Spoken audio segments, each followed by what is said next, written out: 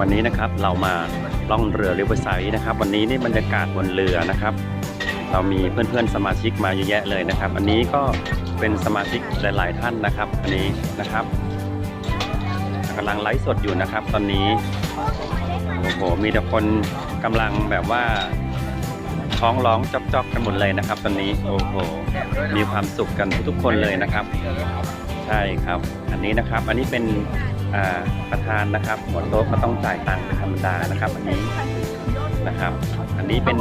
บรรยากาศนะครับบรรยากาศในเรือนะครับผู้คนมากมายเหลือเกินโอ้โหสุดยอดเลยนะครับวันนี้เรามีโอกาสได้มาล่องเรือนะครับริเวอร์ไซด์นะครับวันนี้มีผู้คนมากมายวันนี้บรรยากาศดีมากนะครับฝนไม่ตกเลยนะครับคิดว่าฝนไม่น่าจะตกนะครับอันนี้เราก็กำลังสั่งอาหารกันแล้วนะครับก็มีบรรยากาศโดยรอบนะครับอันนี้จะเป็นบรรยากาศโดยรอบของเรือนะครับสวยๆทั้งนั้นเลยนะครับอันนี้อยู่บนแม่น้ำเจ้าพระยานะครับซึ่งวันนี้นะครับเป็นวันศุกร์นะครับวันเสาร์คือเราขอโทษทีวันเสาร์นะครับวันเสาร์สุดหันษาวันนี้นะครับ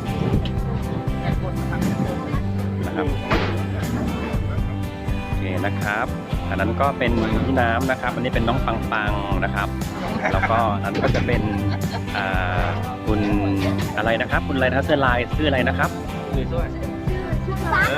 ปักเหรอคุณปักเหรอครับอันนี้คนชื่ออะไรครับไม่ได้ตั้งใจคนใส่แว่นนี่ชื่ออะไรครับชื่อณเดชน์ฮะ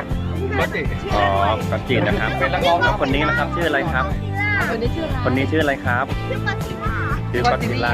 นะครับครับแล้วคนนี้ชื่ออะไรครับคนนี้ชื่ออะไรครับสวยๆชื่อสวยนะครับโอเคชื่อสองปีบ